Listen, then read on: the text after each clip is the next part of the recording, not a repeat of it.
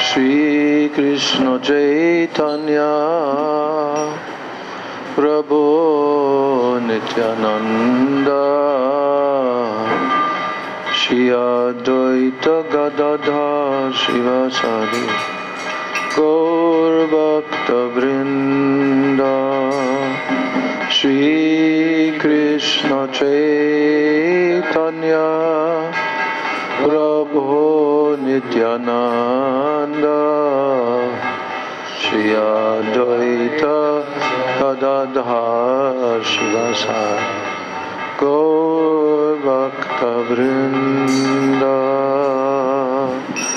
Jaya Shri Krishna Chaitanya Prabhu Nityananda Shri Advaita Gadadhara Shivasari Gaur Bhakta Vrinda Bolo Krishna Chaitanya Prabhu Nityananda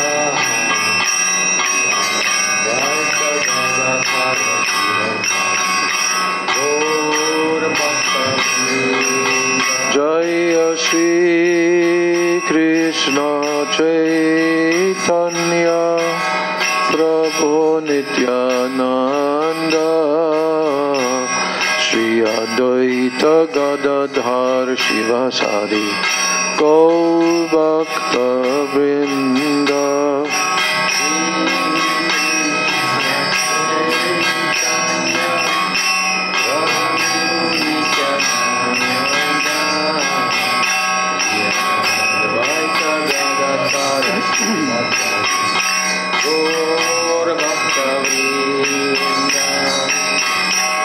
Shri Krishna Chaitanya Prabhu Nityananda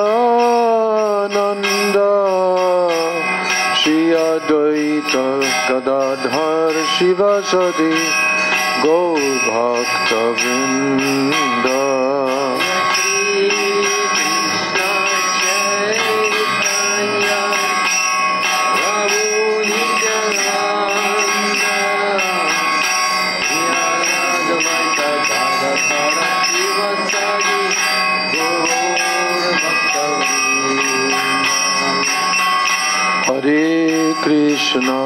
Hare Krishna, Krishna Krishna, Hare Hare, Hare Rama, Rama Rama, Hare Hare.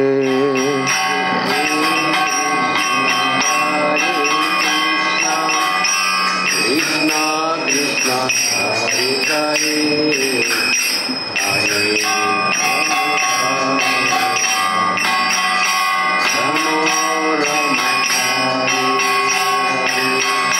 Hare Hare Krishna, Krishna Krishna, Hare Hare, Hare Rama,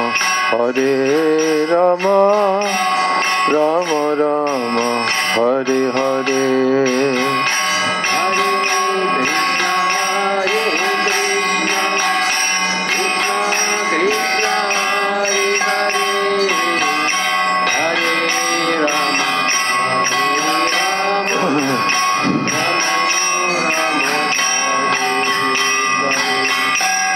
Hare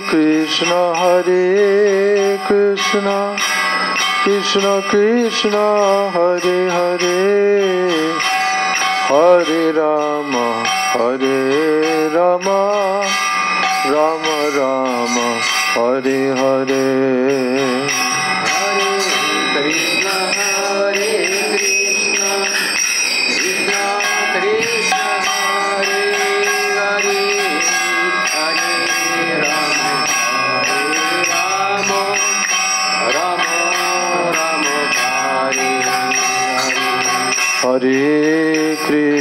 Hare Krishna, Krishna Krishna, Hare Hare, Hare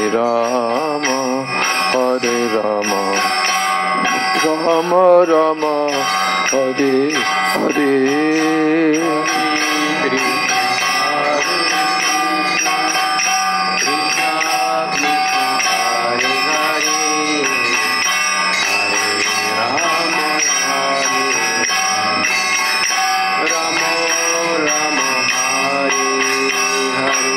Hare Krishna, Hare Krishna, Krishna Krishna, Hare Hare, Hare Rama, Hare Rama, Rama Rama, Hare Hare.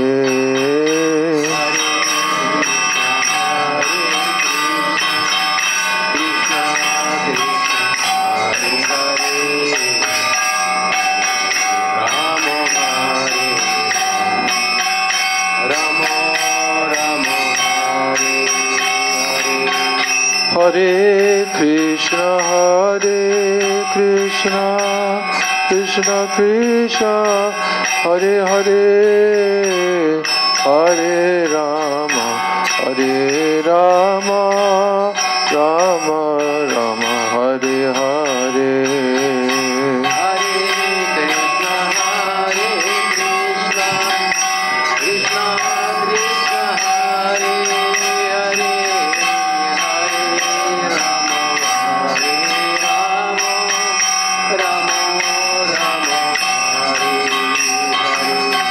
Gauranga বলিতে হবে পুলকা শরীরা, হরি হরি বলিতে নয়ন বাবে গৌরাঙ্গ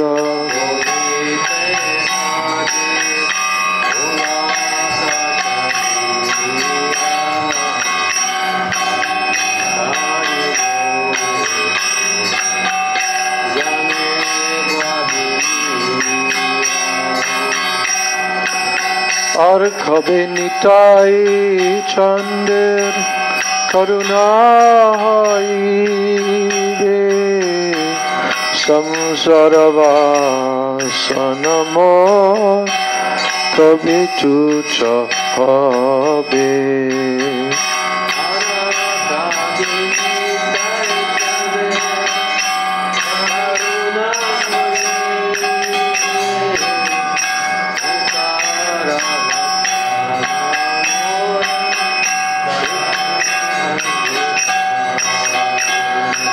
দিশায় ছড়িয়া খাবে, শুদ্ধ হবে মন, তবে হাম ফেরাব শ্রী বৃন্দাবন।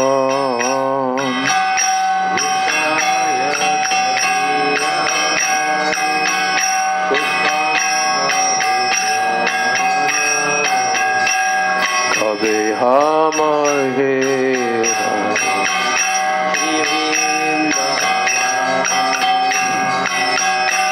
রূপ রঘুনাথ পদে হইবে আকুতি, কবে হাম বুঝব সে যুগল প্রীতি।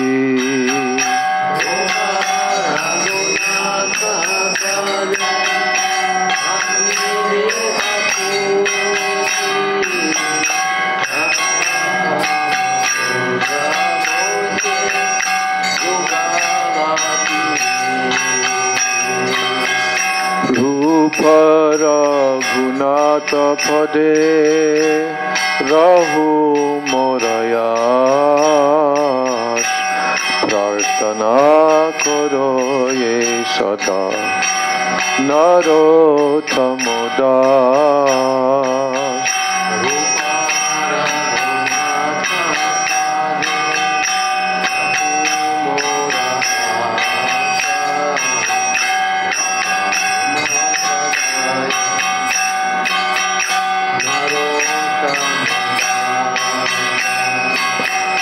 Hare Krishna,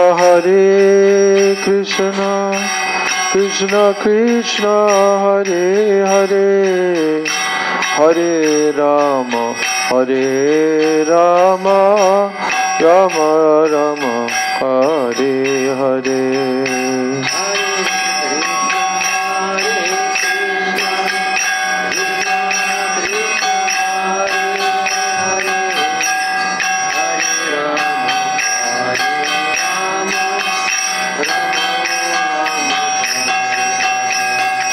Hare Krishna Krishna Krishna Hare Hare Hare Rama Rama Rama Hare Hare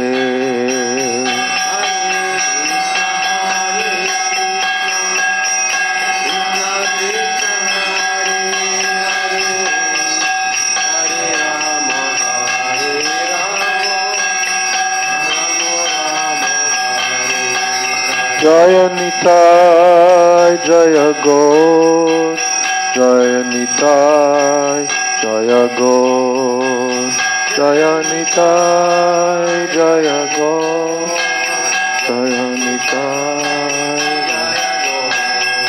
Oh Jaya Nitai Jaya Gaur Jaya Nitai Jaya Gaur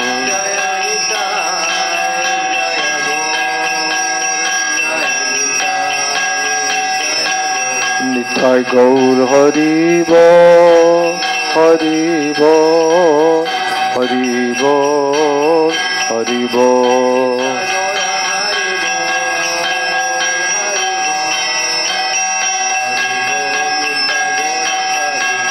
Nitai Gaur Hari Bol, Hari Bol, Hari Bol, Hari Bol.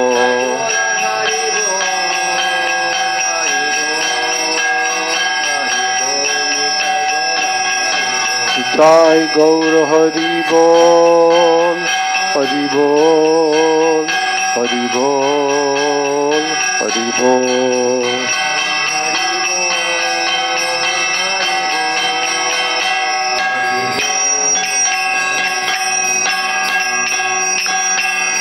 Jai Shri Shri Nitai Gaur Premanande Hari Hari Bol.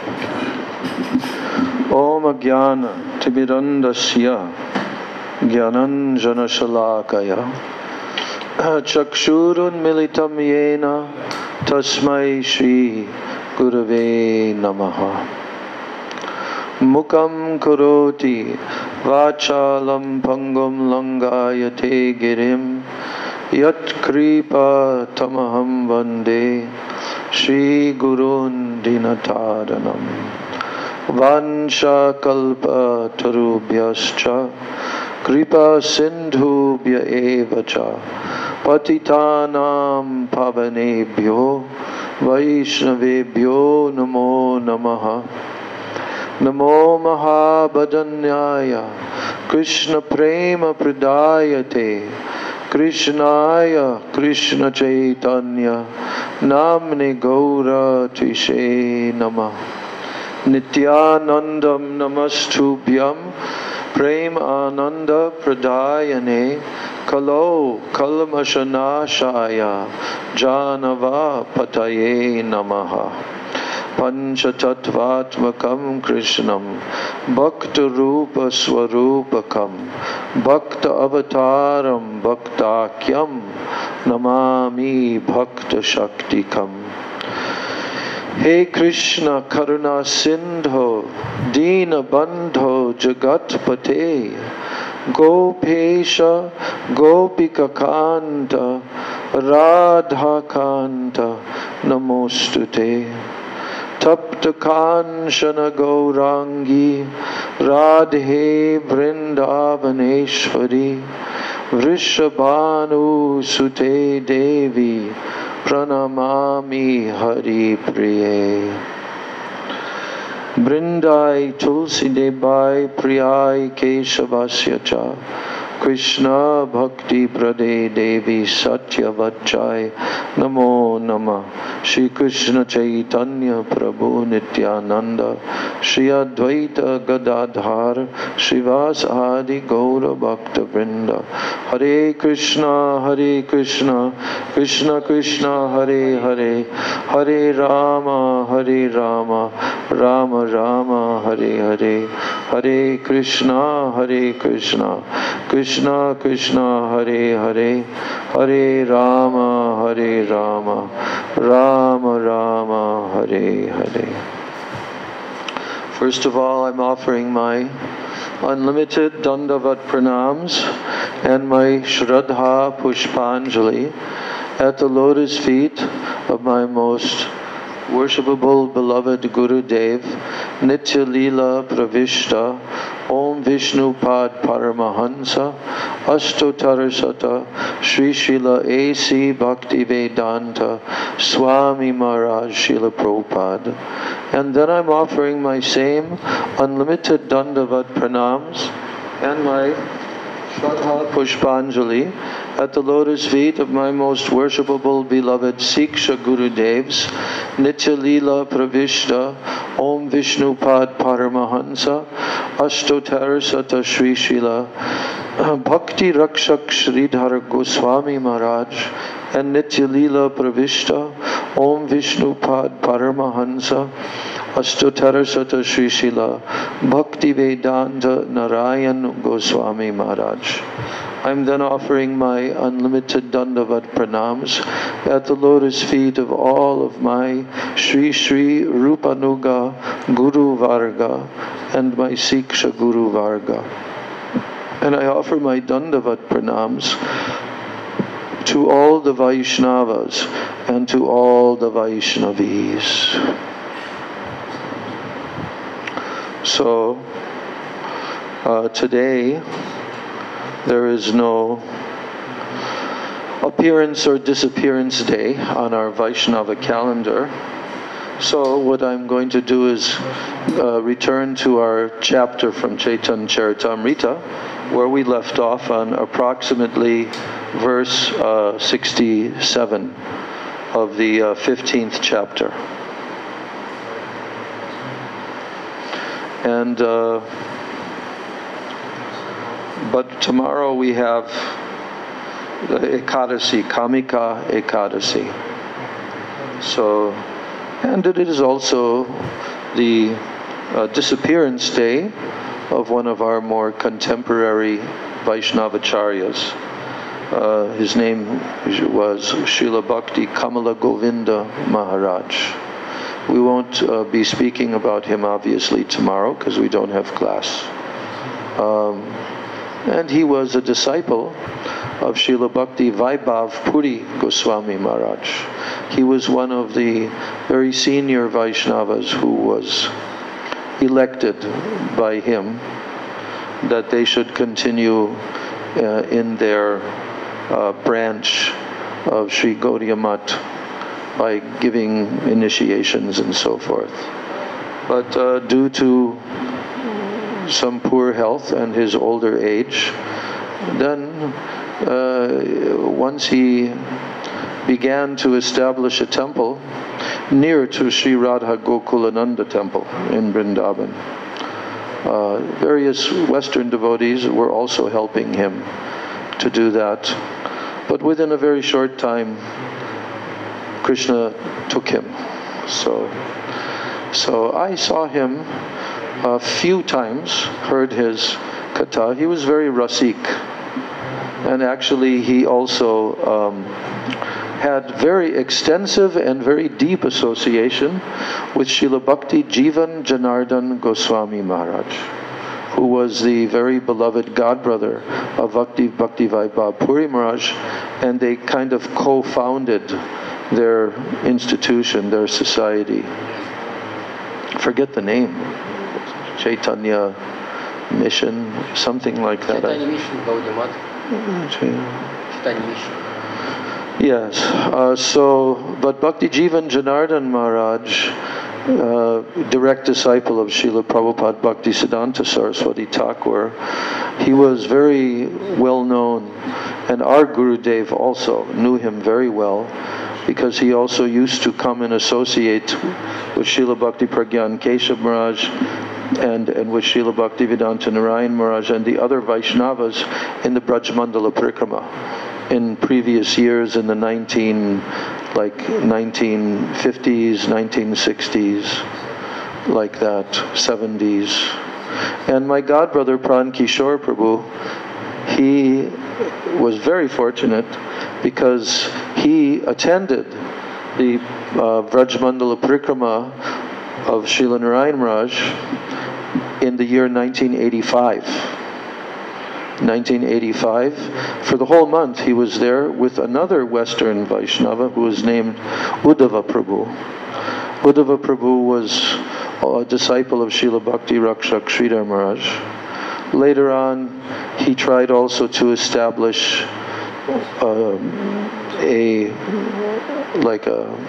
institution that would, in the name of Srila Bhaktivedanta Narayan Maharaj, would reconstruct some of the holy places in Vraj, which had broken down. And he's the one that oversaw the reconstruction of Kaliyadaha, where you see at Kaliyadaha, Kaliyagat in Vrindavan, that they have the fountains there, and Krishna dancing on Kaliya's head. And so he did all that work, the stairways, everything.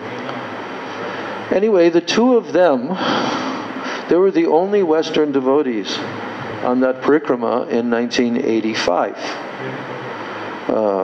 See, 95, 2009, 2015. So it's nearly 40 years ago. And Bhakti Jivan Janardhan Maharaj was on that parikrama as well as other Gaudiya Vaishnavas, disciples of Bhakti Siddhanta Saraswati and disciples of Bhakti Pragyan Keshav Maharaj and others.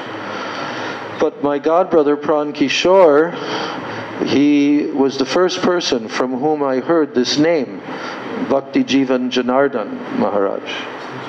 And what he told me was that when he returned back to America, he told me there was this very amazing Vaishnava, disciple of Bhakti Siddhanta Saraswati Thakur, who was with us and was with Gurudev on the parikrama for the whole month. And his face was very moon-like, but his eyes were slightly like sad. They looked a little bit sad. And he was somewhat heavy, you know, his body. But Pran Kishore said the whole month, throughout the whole month, he would constantly be weeping and crying tears. And constantly he would be chanting Radhe, Radhe, Radhe, Radhe, Radhe. So Srila Narayan Maharaj told, he was one of the very Rasik Vaishnavas who expressed somewhat openly their internal feelings. And this person, Bhakti Kamala Govinda Maharaj, he stayed with him for a number of years. And he had so much of his ecstatic association in, I think it's called Karadaha, or I forget the name of the village, the place. There's a Gaudiya Math established there, and he used to stay there. So those are some of my memories, and now, so that celebration will be tomorrow, but we will not have class tomorrow. And then on Thursday is our Srila Bhakti Vedanta Tirtha Maharaj. His disappearance day is here. There will be a festival here at the temple. So I will probably attend that festival just shortly, and then we will have class here. on Thursday after that. And then on Sunday of that week, the 4th of August, is the disappearance day of my most worshipable, beloved Siksha Gurudev, Srila Bhakti Rakshak Sridhar Maharaj. So on that day, I will go there to his mutt, Chaitanya Saraswat Mutt, and they will have a festival. Many Vaishnavas will be speaking. They'll have a very nice big feast there. So we will not have class here at that time. But on the following Tuesday after that, we'll have class, and I'll speak a lot about Srila Bhakti Rakshak Sridhar Maharaj and his divine instructions. So that's all coming up. But today, the 30th of July, I'm going to return now to the chapter of Sri Chaitanya Charitamrita.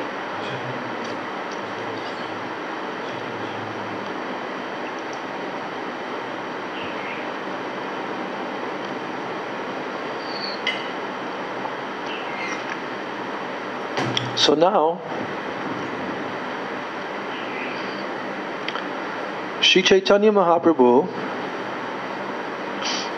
was sitting with all of his, especially his Bengali Vaishnavas, who had come for the Ratha Yatra and who had stayed with him for 4 months in Jagannath Puri. And this is now after the festivities have all been completed. They also stayed through Janmashtami and so forth, Nanda Utsav. Mahaprabhu also danced like a cowherd boy with a stick, twirling the stick in the air, throwing it in the air, all acrobatics. He did that, and all the devotees were amazed. So Mahaprabhu now gathered together his devotees, and he instructed them that now all of you should return back to Bengal, and you should again come next year for the 4 months of the Ratha Yatra festivities and Chaturmasya. So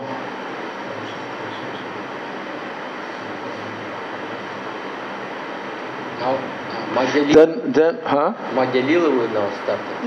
Madhya Lila, what? Madhya Lila Chaitanya Charitamrita, chapter 15. 15. Chapter 15. Verse 66. Verse 66 of chapter 15.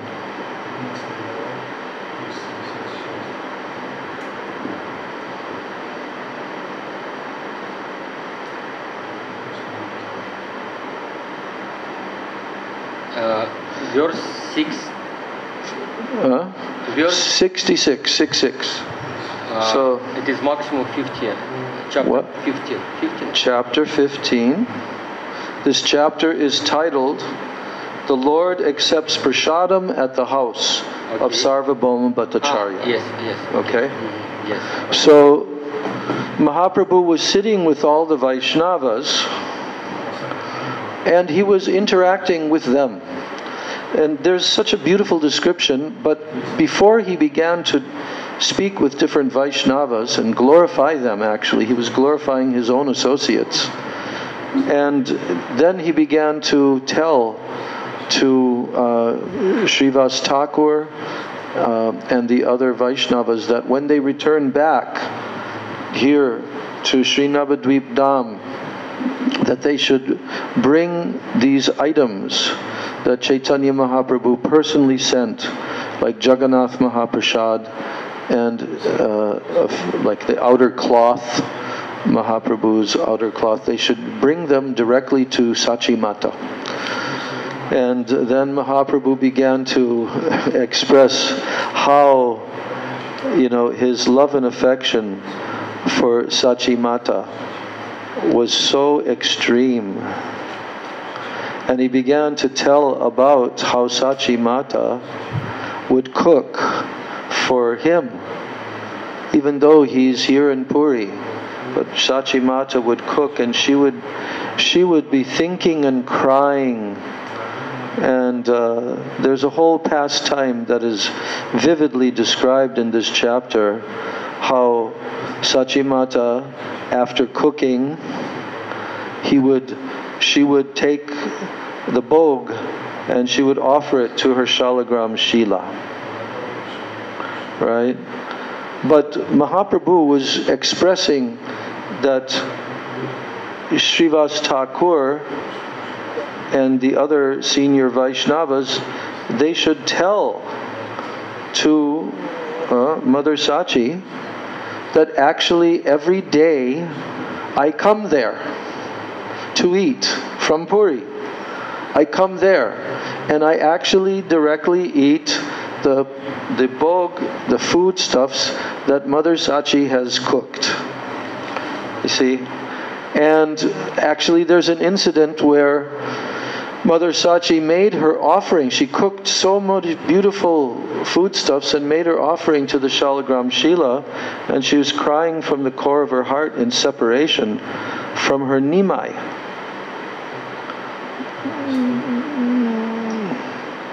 So Mahaprabhu wanted that Srivas Thakur should tell to her that, oh, your Nimai, actually he does come here every day. Every day he comes here to see your lotus feet. And she can actually feel my presence, but she doesn't believe. She feels that I'm present, but she doesn't believe that truly he is present. So Mahaprabhu is telling to Srivas, you inform her that yes, I actually am present. And then he said, you should describe to her an incident that took place, that after Mother Sachi had offered all these different beautiful, wonderful preparations, many, many, many, then she took all that food on her lap that she had offered, that she was offering, and she was crying and crying and weeping and thinking that all of these different preparations, they were so dear to Nimai. Nimai loved them so much. And then he said, my mother, she was thinking, oh Nimai, he is not here, so who will accept all this food? Then as she meditated upon me in this way, Mahaprabhu is describing this, when I'm at like verse 57 right now. So when she meditated upon me in this way, her eyes filled with tears. And then, while she was thinking and she was crying, I immediately went there with great haste. Very quickly I went there. And I actually ate everything that she cooked.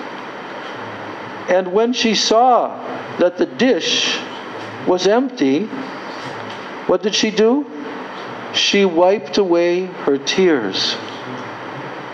Because the dish was empty. How did it become empty? Because Mahaprabhu actually came there and ate it. And she began to wonder. She began to think, who has eaten all this food? She began to think like that. And why is the plate empty? And she was wondering about this. Then she had doubt. She could not believe that Bal Gopal, her deity, had eaten all of it, all of this, right? So she began to wonder whether there was actually anything was even on the plate in the first place. She began to think maybe there wasn't anything on the plate, any food. And then she again thought that some animal, maybe an animal might have come and eaten everything. And she thought, oh, perhaps my mistake. I did not actually put any food on the plate. So thinking in this way, she went into the kitchen and then she saw all of the cooking pots that were in the kitchen. So there's the cooking pots in the kitchen and there's the plate that she brought each preparation to offer to the deities. But that plate was now empty.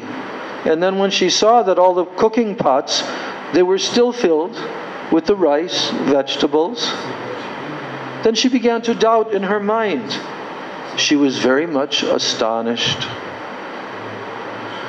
And in this way, she called her servant, her dear servant Ishan of the household, and she told that the whole place should again be cleaned. And then again, she offered another plate to Gopal. Now, Mahaprabhu says that whenever she prepares some very good cooked food and she wants to feed it to me, what does she do? She cries and cries and cries in great anxiety. Verse 65. And then I feel so much obliged to her love. And then by her crying, she brings me there to eat it. She's crying, where's my Nimai? He cannot come and eat this. But because she's crying, Nimai actually comes. And my mother, now Mahaprabhu is still talking to the devotees, he says, my mother, she knows all these things internally. And she feels great happiness, but externally, she does not accept them. You understand? You understand? You understand all this description here about Mother Sachi? She prepared everything. She feel Krishna present in this, but she didn't see him, but she feel what she is present. But really, Chaitanya Prabhu came and eat everything. But sometimes she think, what is my, because it was empty. She think, I should come again to the kitchen food. But this happens every day. Mahaprabhu is just describing this one incident, but then he says, actually, I come there every day because she cries, where's my Nimai? And then I come and then I eat. And she can't see me, but she feels my presence. You see? So, he says, I actually go there.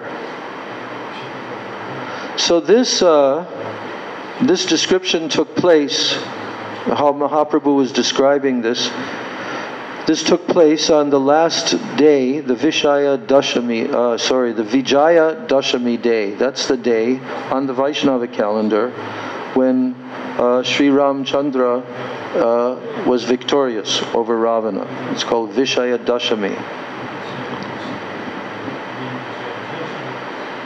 So then Mahaprabhu said, he's talking to Srivas Thakur, you can ask her.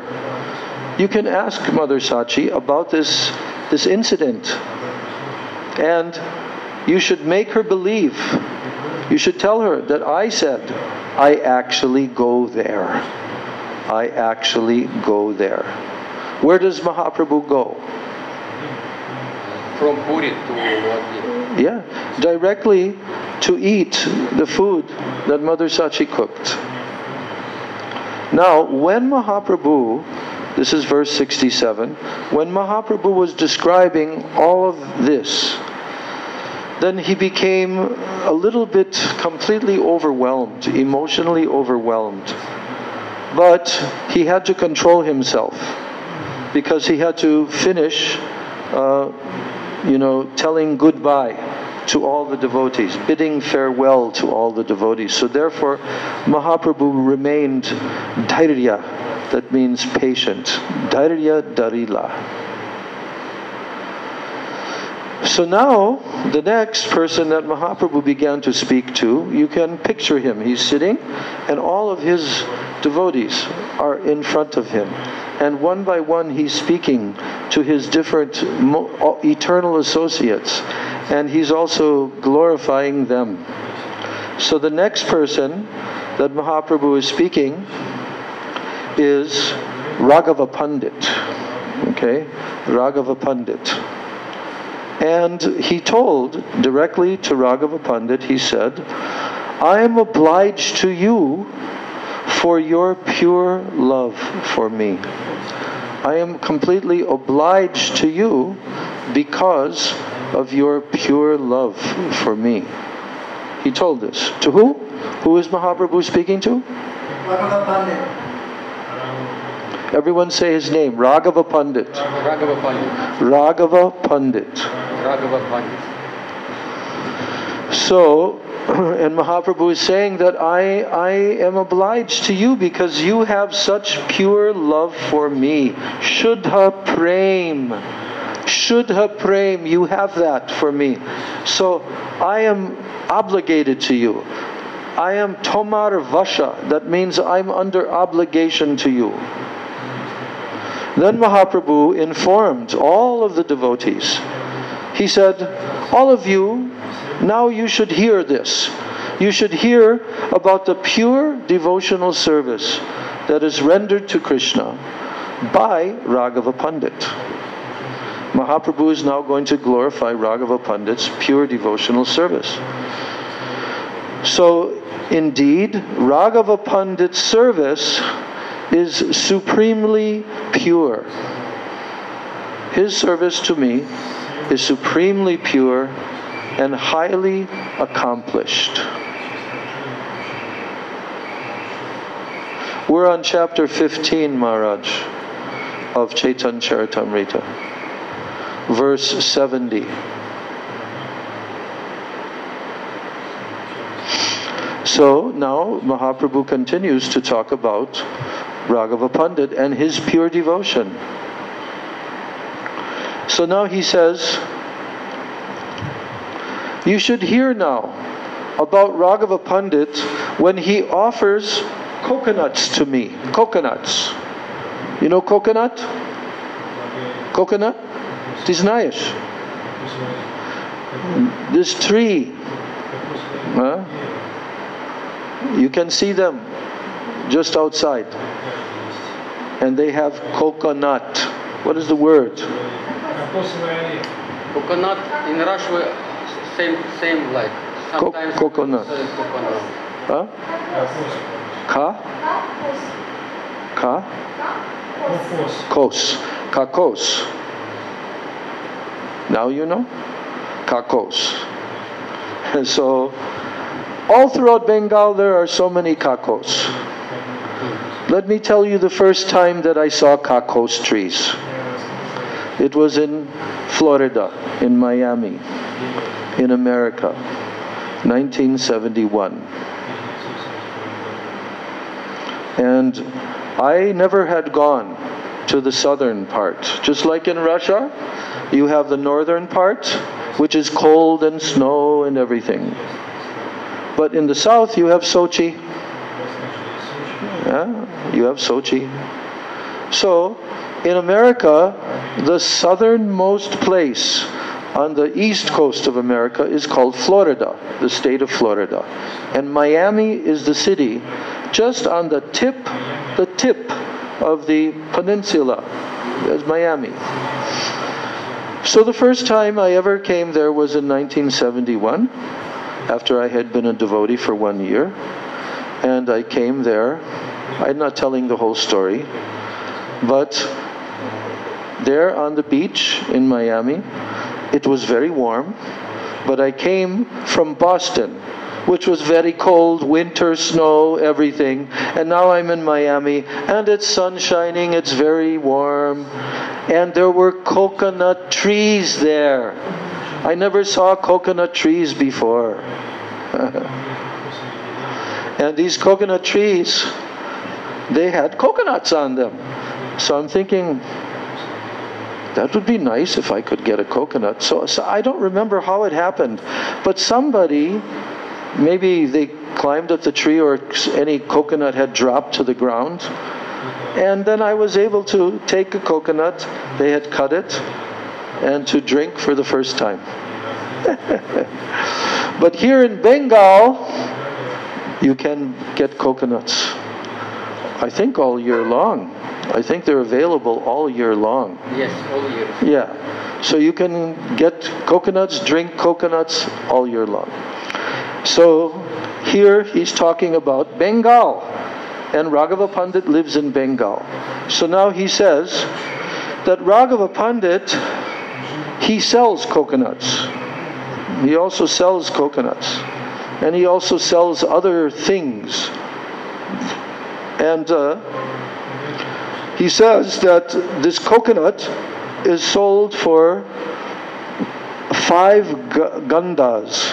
5 gandas. It doesn't say how much that is. And although he already has hundreds of trees,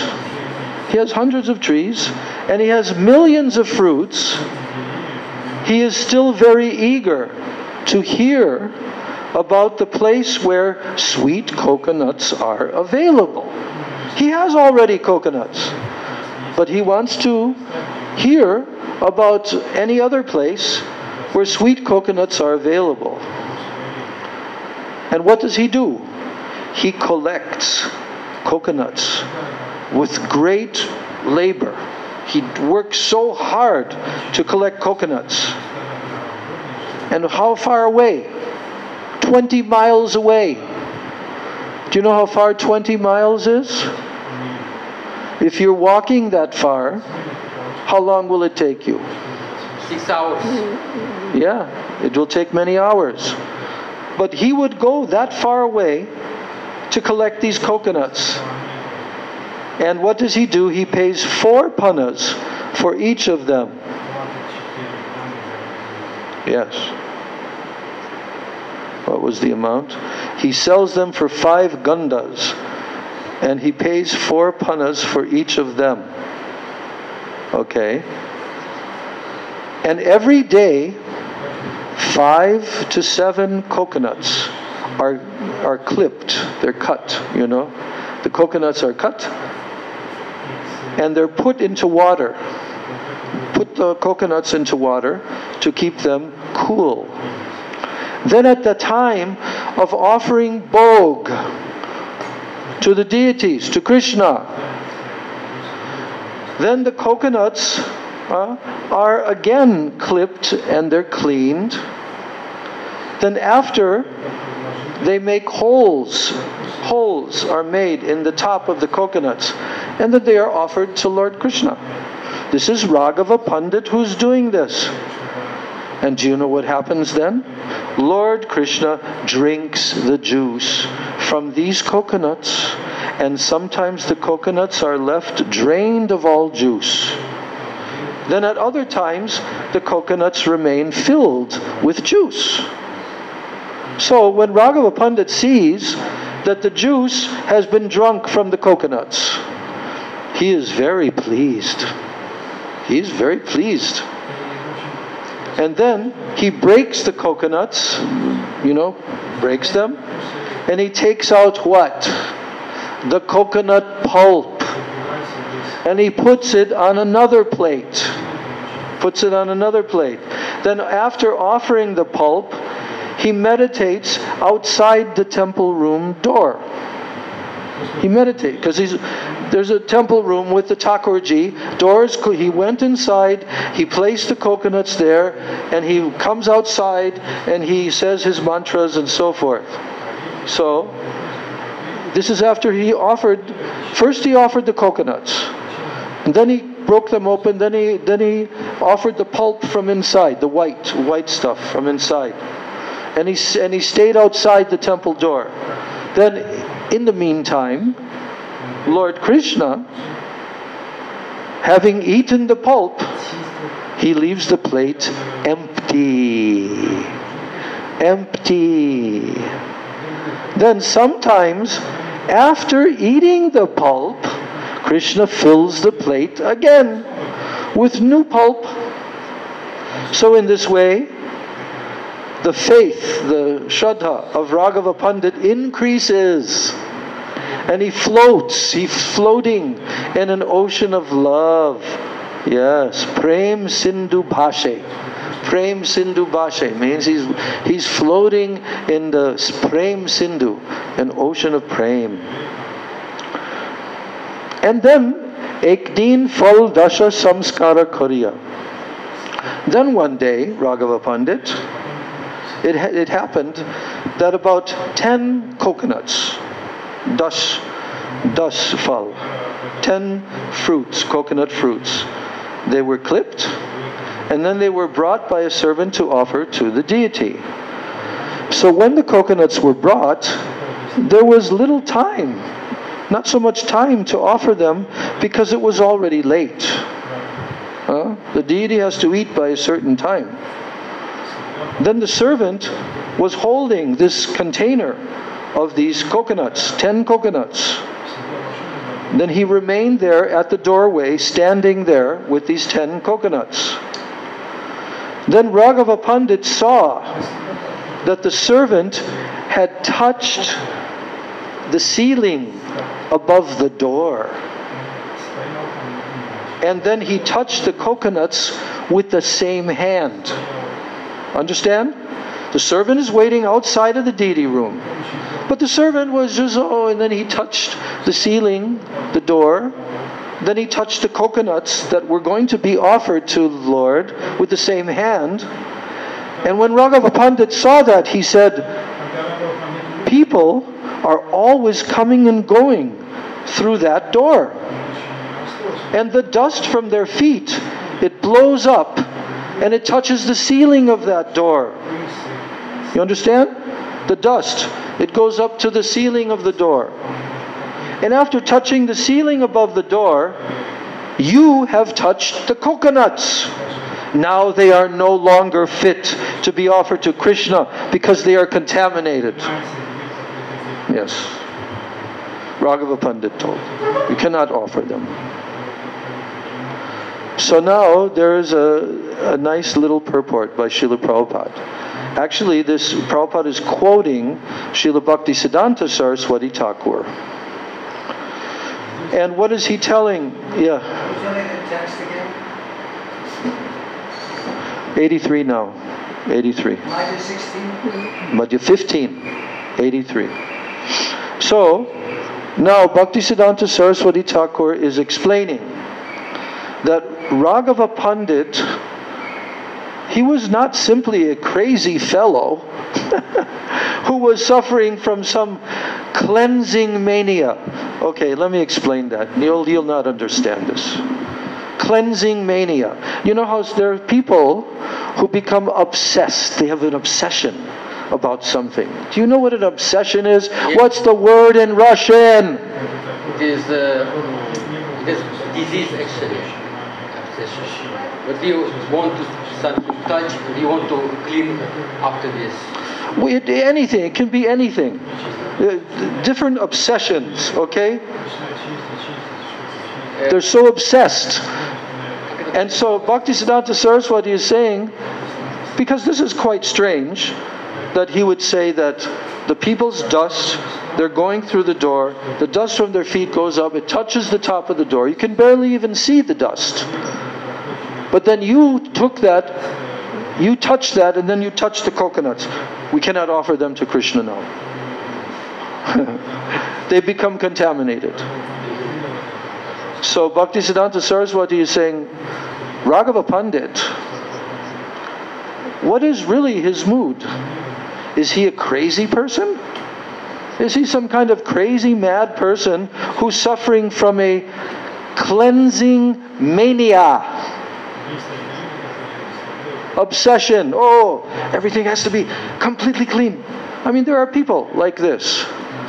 They have many different types of mania. They become obsessed with. Okay? It is disease. Yeah. It's like a mental disease.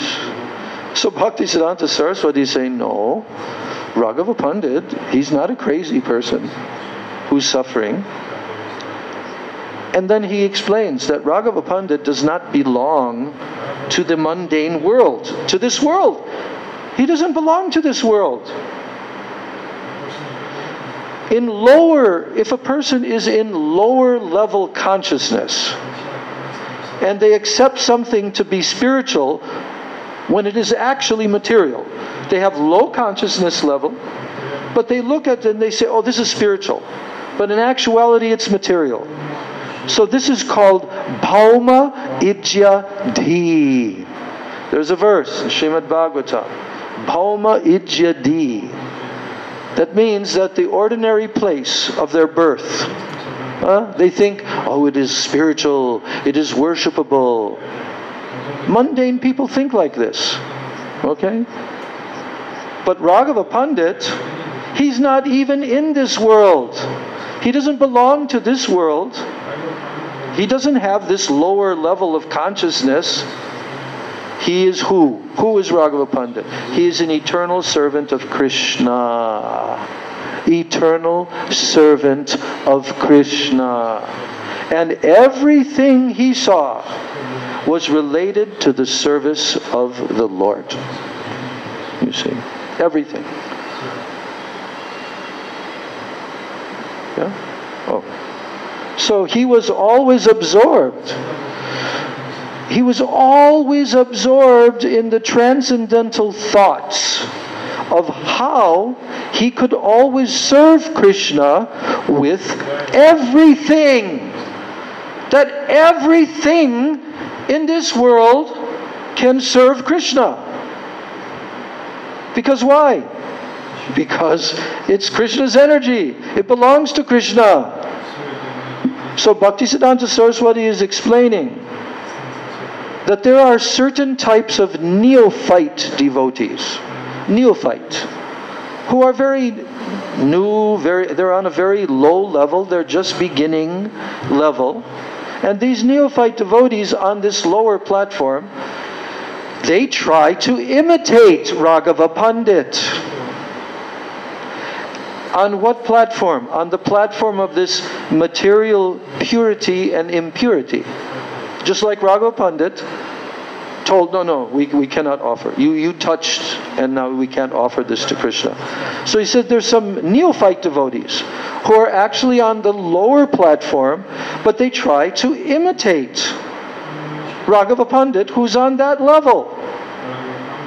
And they try to distinguish between material purity and material impurity. But Prabhupada is saying such imitation, this kind of imitation, it will not help anyone. So in the Chaitanya Charitamrita Antya Leela 4:174, this is explained.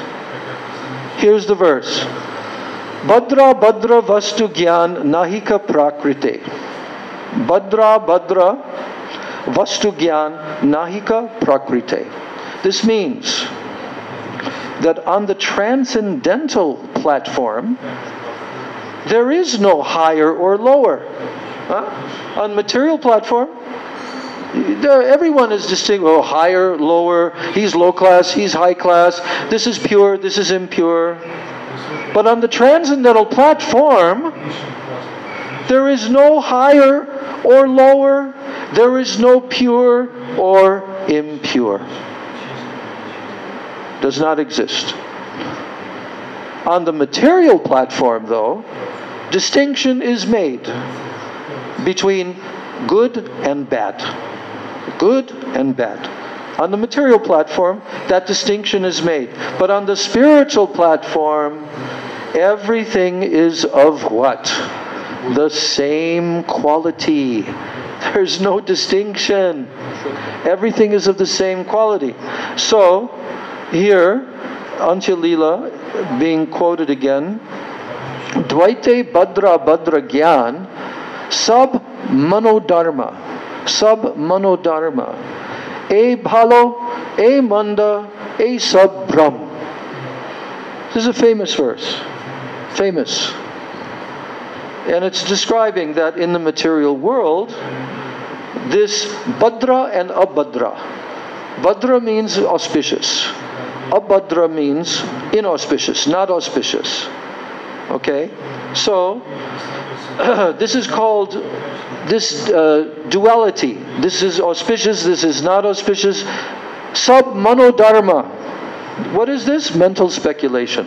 It's only the the movements of the material mind.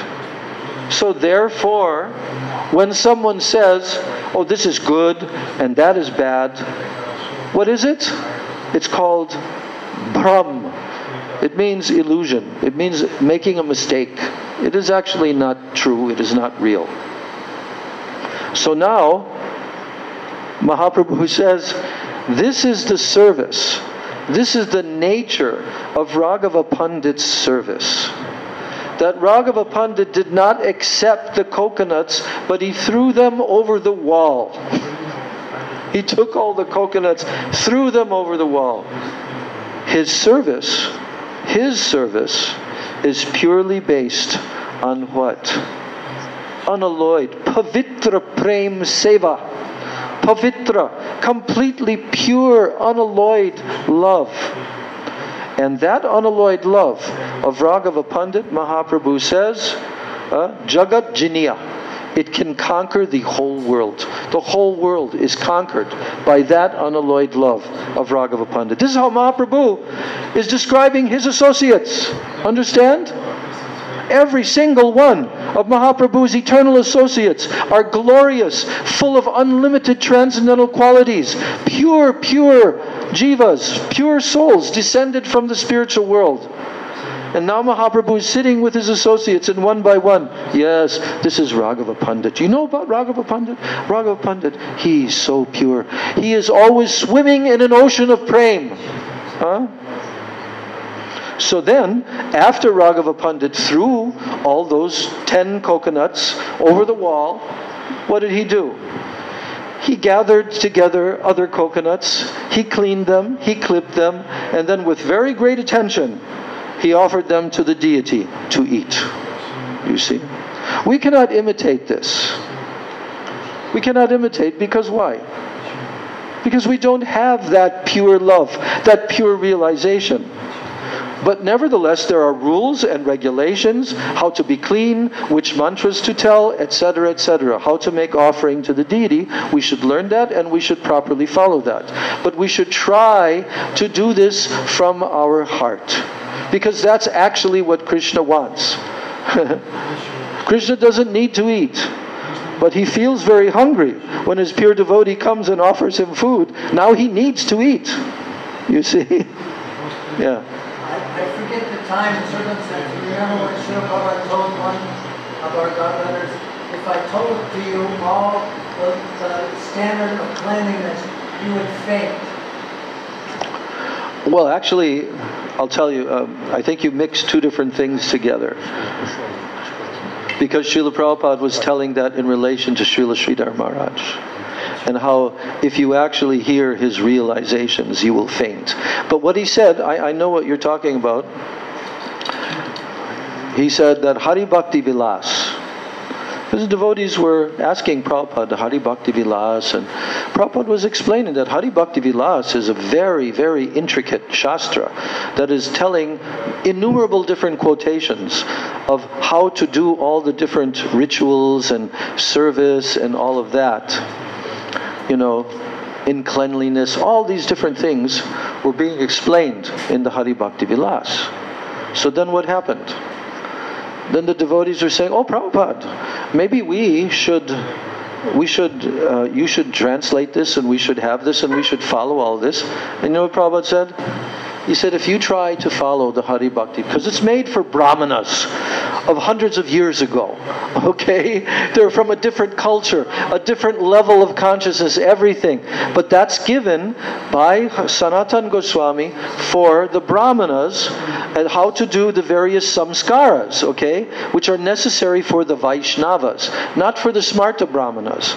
But still, even for the Vaishnavas, there are so many different rules and regulations, and from the moment that you wake up in the morning, there are regulations. Now you chant these mantras. Now you do this, this, this, this.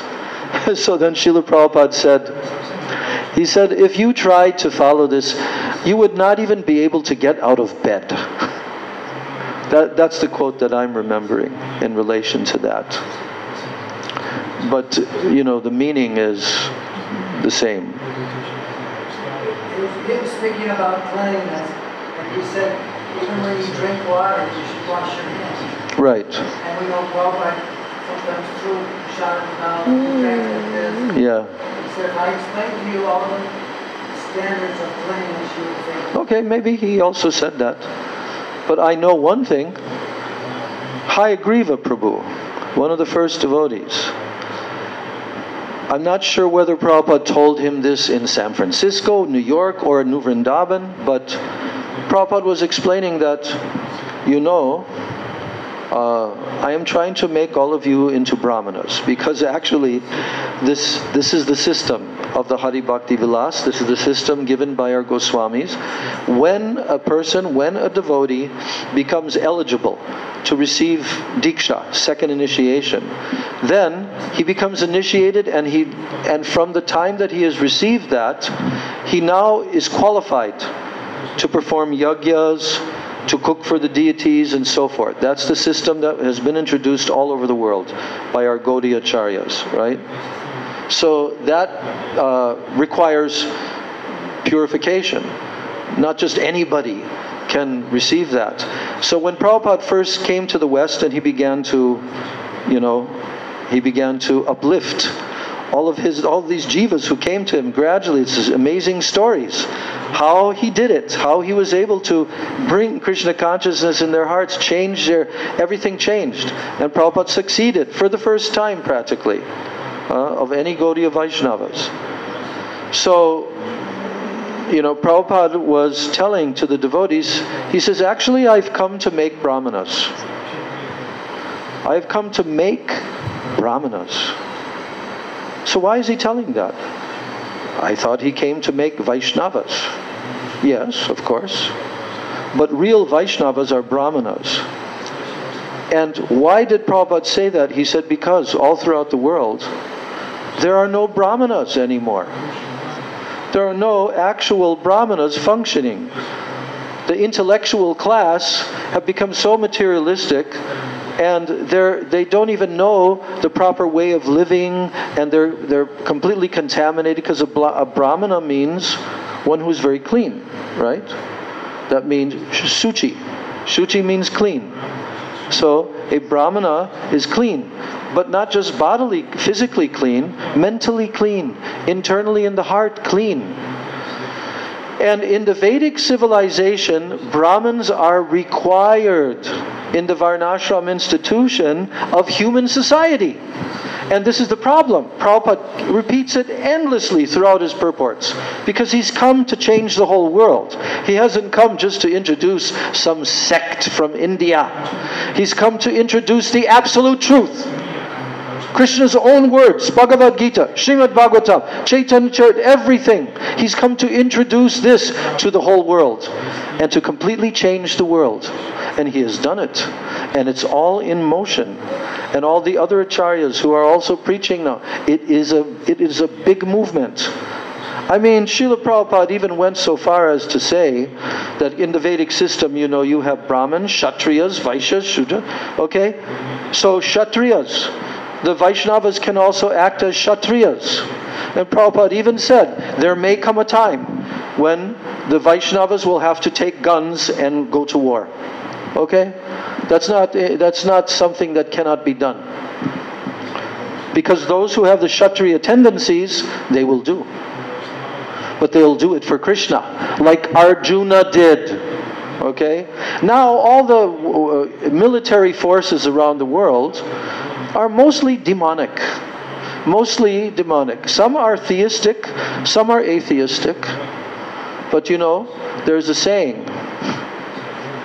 I heard this one time on an airplane when I met a devotee on an airplane. I never met him again after that, but he was I think he was a Prabhupada disciple, and he had fought in the Iraq war, He had been in that war. And as we were talking, he told me, he said, prior to going out on the battlefield, everybody's waiting, and they're sitting, whether they're waiting in a whole big group or they're waiting in small groups to go out to get into the tanks or whatever. But he said, the biggest macho men. You know a macho man? Macho. I'm a man. I'm macho. So the biggest macho men who were acting, and they have big, strong, they were soldiers. Just before everybody was going out onto the battlefield, even the biggest macho men who never prayed to God or anything, you know what they were doing? Because they're about to meet death. It can be any moment they can die. And now their heads were bowed and they were a little bit embarrassed, but they were praying. And there's a saying, I don't know exactly where it comes from, but I'm sure you've heard it before, Maharaj. There's a saying, an English saying, that there are no atheists in the foxhole. You heard that? What is the foxhole? Huh? It's like a ditch. Yes, a culprit. In Russian, we have the same phrase. Yes, you see? In that ditch where they can, any moment, their head can pop up and they can get shot. So, there are no atheists in the foxhole. When they're faced with death at any moment, now they believe in God. So Prabhupada used to say, you don't believe in God? You think there's no God? But everyone will meet God. Everyone will meet God, but the atheist will meet God in the form of death. Then you'll meet God. Doesn't matter how many billions, trillions, how much you control. When you meet God at the time of death, now you are defeated. And you're going to go down into the body of yesterday we were talking, scorpion, lizard, some reptile. That's where you'll be for the next millions and millions of lifetimes. So anyway,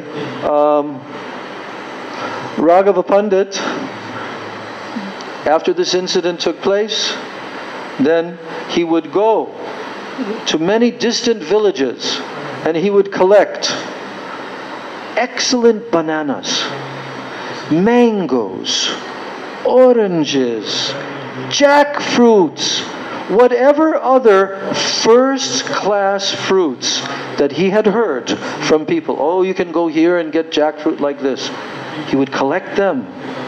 And all these fruits that were collected from distant places, he would buy them at a very high price even. He would pay a very high price for them. Then after trimming them with great care and with purity, Raghava Pandit offers them to the deity. And therefore, with very great care and attention, Raghava Pandit prepares spinach, shak, other vegetables, radishes, muli, fruits, chipped rice, chira, powdered rice, and sweetmeats. He would prepare all of these. And he prepares cakes, sweet rice, condensed milk, everything else he prepares with very great attention. And then, all the conditions of cooking, they're very pure. Nothing impure where he's cooking. So that the food is first class and it is delicious, very delicious. Очень вкусный. So now Raghava Pandit, he also offers what? Pickles. Mango pickle, achar. He offers kashamdi. He offers various different oils and fragrances for the deities. He offers garments, clothing, ornaments. The best of everything Raghava Pandit offers. And thus in this way, Raghava Pandit serves the Lord in an incomparable way. Anupama. Anupama means you cannot compare it to anything. It is incomparable. And then, everyone all the Vaishnavas are so satisfied just to see him, to see Raghava Pandit. They're so satisfied. And then Mahaprabhu, after telling all this about Raghava Pandit, he mercifully embraced Raghava Pandit. And then the Lord also offered to all the other devotees a farewell, like goodbye, like that, you know. What do you call that in Russian?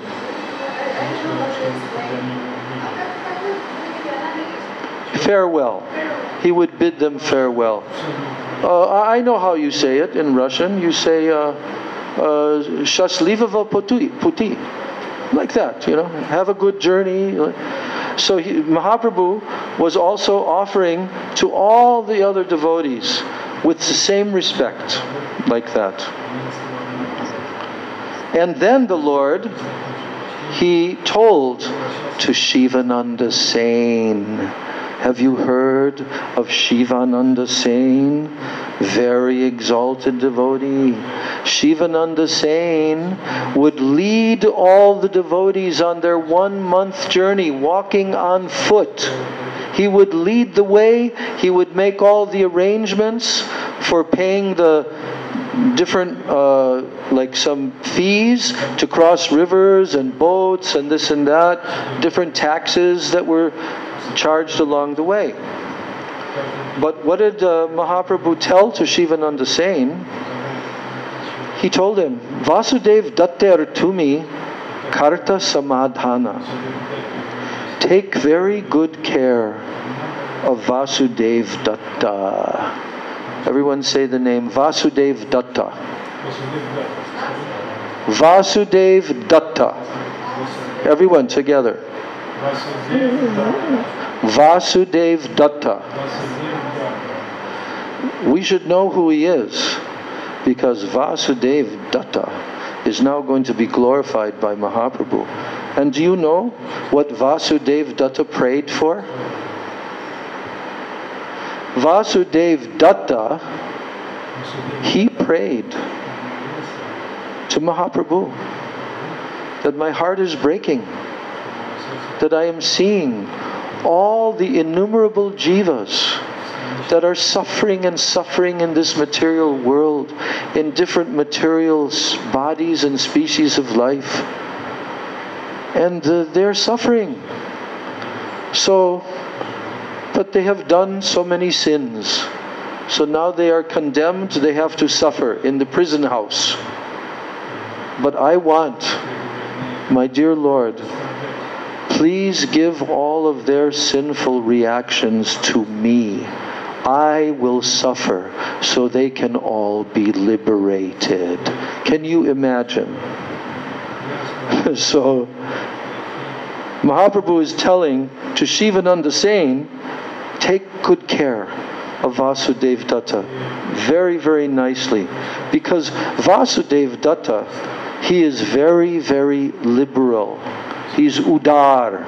Udar means very liberal.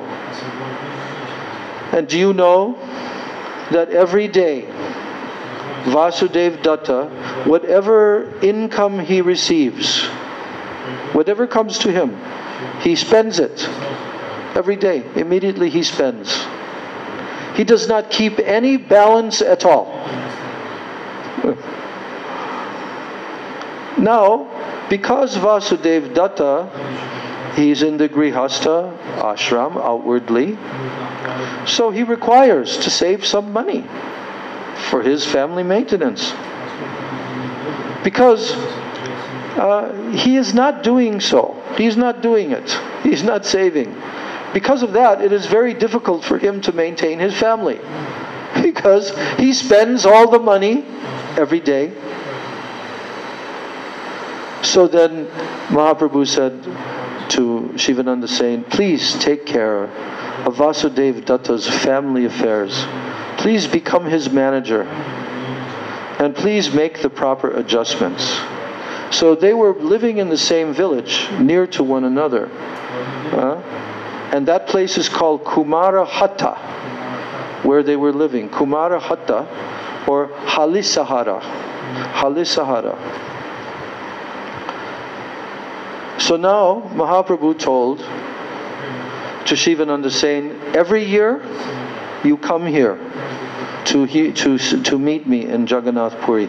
You bring all my devotees with you to the Gundicha festival, the day before Rath Yatra. You come to Puri with all of the devotees. And I also request you, Shivananda, you maintain all of these devotees. You maintain them.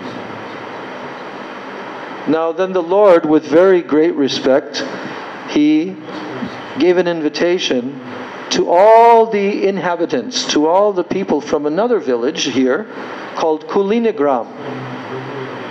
Do you know where Kulinagram is? Kulinagram.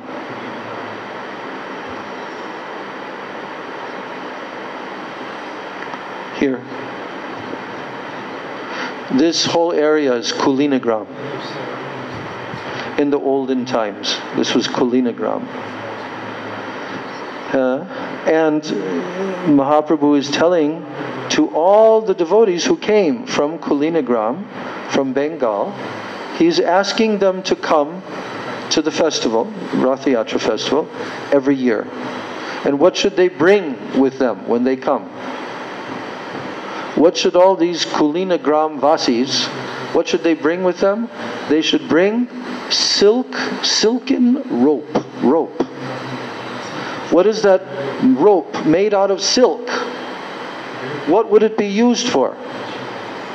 It would be used to carry Lord Jagannath during the Rath Yatra festival.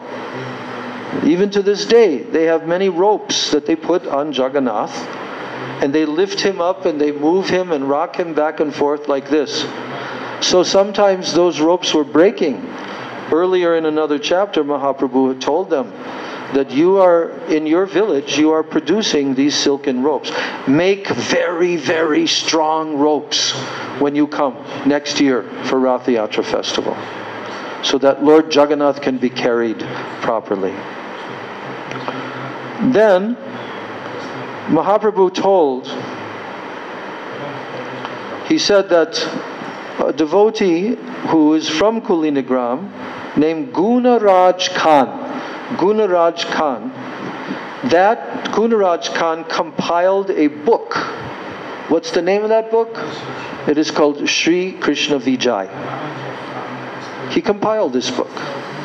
And in that book, there is a sentence, one sentence, that reveals the author's ecstatic love of Krishna. He revealed his ecstatic love of Krishna. So now Bhaktisiddhanta Saraswati is explaining this. Prabhupada is quoting Bhaktisiddhanta Saraswati in this purport. He's explaining. This will be the last thing that we're going to read today in today's class. He said, Sri Krishna Vijay, this is a book of poems, poetry. And it is considered to be the first poetry book that was written in Bengal. Can you imagine that? The first poetry book written in Bengal. Now, Prabhupada Bhaktisiddhanta Saraswati Thakur, he is stating that this book, he began to write the book in the year 1473 or 1395 Shakabda, 1473. Then after 7 years, it was completed in another, after 7 years, probably 1480. And this book, it took 7 years to write this book. This book was written in very simple and plain language. And even the half-educated, not educated, but half-educated Bengalis and women, they could read it very clearly. Even ordinary men with very little knowledge of the alphabet, they could read this book. And they could understand this book. Now the language of the book, although it's poetry, but it's not very ornamental poetry. You know, ornamental, like different decorative. We use the term ornamental poetry. That when a person is writing poetry, they choose words and things that make it very sweet and very decorative and like that. So he said that the language that he uses in this book is actually not very ornamental. And even sometimes the poetry is not very sweet to hear. Yeah.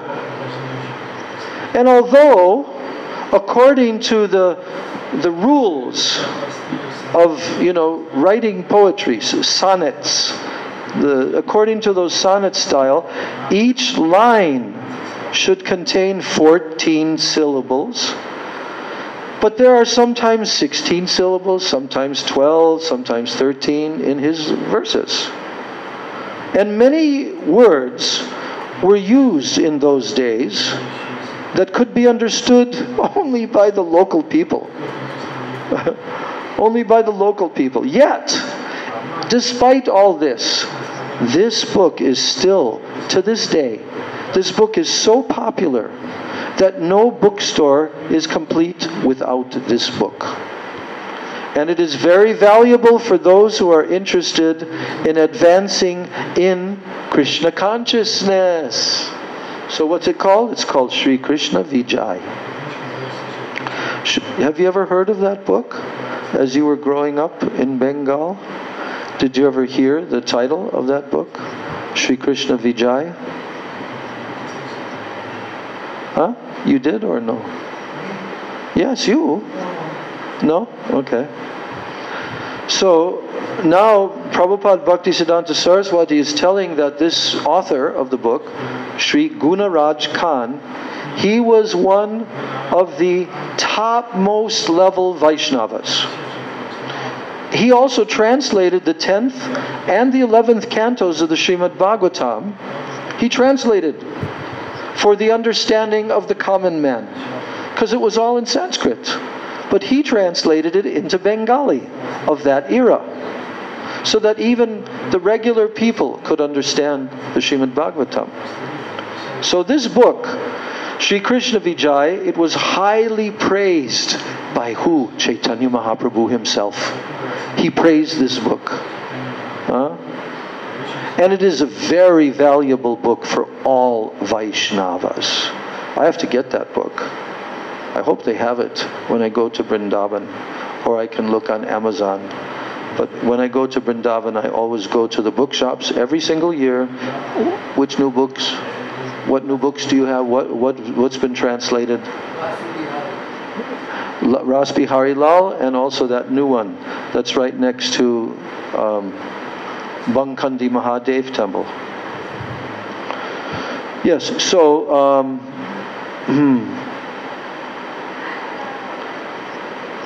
so Srila Bhaktisiddhanta Saraswati Thakur gives us a genealogical table of the and family history of this devotee, Gunaraj Khan. Here it is. When a Bengali emperor who was named Adishura, when he first came from Kanyakubja or Kanauj, he brought with him 5 Brahmins and he brought with him 5 Kayastas. And since the king is supposed to be accompanied by his associates, the Brahmanas accompanied the king to help him in higher spiritual matters. And then the Kayastas, they were supposed to render other services. So in the northern Indian high country, the Kayastas are accepted as Shudras. We were just talking about that the other day. But in Bengal, the Kayastas are considered among the higher castes. So it is a fact that the Kayastas came to Bengal from northern India, specifically from Kanyakubja or Kanauj. So Srila Bhaktisiddhanta Saraswati Thakur says that the Kayastas who came from Kanyakubja, they were very high-class men. And of them, Dasarath Vasu was a great, great personality. And the 13th generation of his family included Gunaraj Khan. Okay? This is his family lineage. But his real name, Gunaraj Khan's real name, you know what it was? Maladhar Vasu. Maladhar Vasu. But the title Khan was given to him by the Emperor of Bengal. And thus he became known as Gunaraj Khan. So Bhaktisiddhanta Saraswati Thakur gives the following genealogical table of Gunaraj Khan. These are 8 different ancestors. Here it comes, the genealogical table. Dasarath Vasu, Kushala, Shubhashankara, Hamsa, Shaktiram, Baganda, Muktiram, Mainagara, and Alankara, Bangaja, Damodar, Anantaram, Guninayaka, and Vinanayaka. So the 12th generation included Bhagirath and the 13th Maladhar Vasu or Gunaraj Khan. So Sri Gunaraj Khan had 14 sons, of whom the second son, Lakshminath Vasu, received the title Satyaraj Khan. His son was Sri Ramananda Vasu, and therefore Ramananda Vasu belonged to the 15th generation. Then Gunaraj Khan was a very well-known and very wealthy man. His palace, his fort, and his temples are still existing. And from these we can deduce that the opulence of Gunaraj Khan was certainly very great. Sri Gunaraj Khan never cared for the artificial aristocracy introduced by Balal Sain. So these wonderful purports. I remember almost 50 years ago when the Chaitanya Charitamrita first came out. And I would be reading through Chaitanya Charitamrita and suddenly I'd come upon a purport like this, where Prabhupada's quoting Bhaktisiddhanta Saraswati. And I would see that in the purport, Bhaktisiddhanta Saraswati was telling many, many details about the ancestry of this person, about the location, about what train station, if you want to go visit there, you get on this train and go to this train station. And I was thinking to myself, wow, Bhaktisiddhanta Saraswati is so knowledgeable. All these details. But at that time I was thinking, I'm hearing all these names, this, that. But the fact of the matter is, these are all Vaishnavas. When you hear the names of a Vaishnavas, great personalities, even you don't know who they are. Just like Krishna's names, they have special spiritual power. You become purified just by hearing their names. And that is written earlier in the Chaitanya Charitamrita by Krishnadas Kaviraj. Just by hearing the names of Mahaprabhu's associate, it's so powerful, purifying, that you can become a pure devotee by just hearing their names. So, this is the last thing I'll read today, in today's class, that this is text 100, that Nanda Nandan Krishna more Prananath. Chaitanya Mahaprabhu now told that Krishna, who is the son of Nanda Maharaj, Nanda Nandan Krishna, that Krishna more Prananath. He is my Prananath. He is my life and my soul. Krishna, the son of Maharaj Nanda. And then he said, by this statement,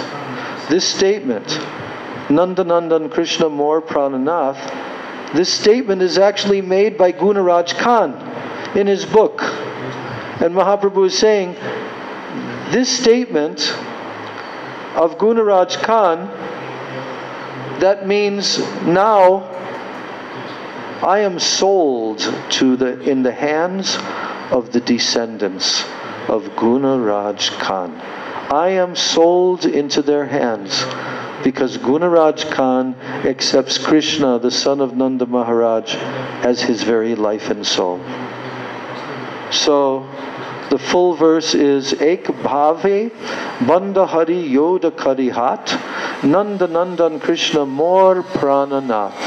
With folded hands, I offer my prayers unto Krishna, Nanda Maharaja's son, who is my life and my soul. Gaur Premanandi. Shri Gunaraj Khan ki jai, Raghava Pandit ki jai, Shivananda Sen ki jai, Vasudev Datta ki jai, Shri Mother Sachi Mata ki jai, Ananta Koti Vaishnav Vrinda ki jai, Samagata Gaur Bhakta Vrinda ki jai, Nitai Gaur Premanande, Hari Hari Bo. Hare Krishna, Krishna Krishna, Hare Hare, Hare Rama, Rama Rama, Hare Hare.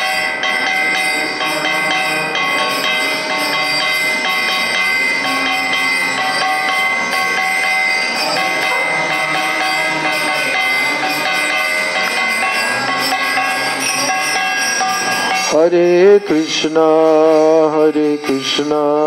Krishna Krishna, Hare Hare, Hare Rama,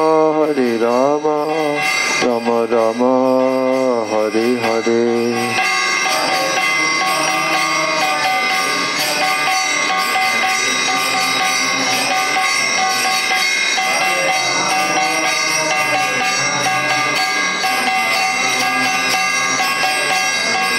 Hare Krishna, Krishna Krishna, Hare Hare, Hare Rama, Rama Rama, Hare Hare.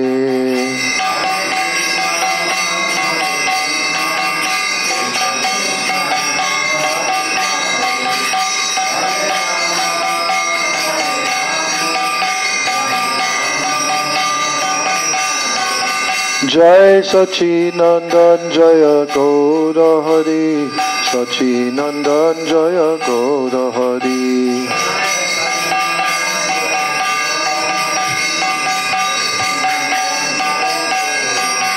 Jai Sachinandan Jaya Gaura Hari, Sachinandan Jaya Gaura Hari.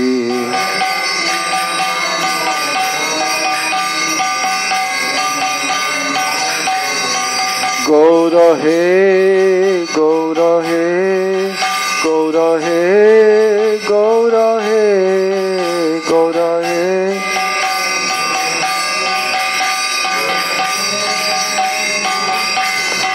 Nitai He, Nitai He, Nitai He, Nitai He, Nitai He.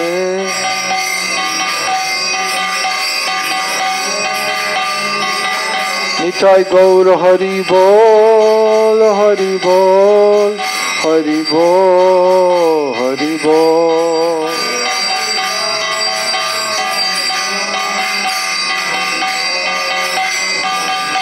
Nitai Gaur Hari Bol, Hari Bol, Hari Bol, Hari Bol.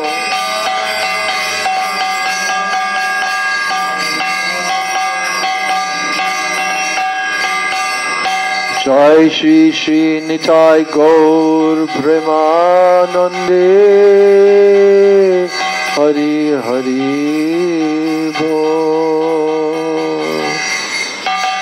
Jai Saparikar Shri Shri Guru Gauranga Gandharvika Giridhari Radha Vinod Bihari Jiu Ki Jai, Srila Prabhupada Ki Jai, Srila Gurudev Ki Jai, Shri Rupanuga Guru Varga Ki Jai, Sachinandan Gaur Hari Ki Jai, Shri Nityananda Prabhu Ki Jai, Shri Pancha Tattva Ki Jai, Samaveta Bhakta Vrinda Ki Jai, Shri Chaitanya Charitamritam Ki Jai, Nitai Gaur Premanande.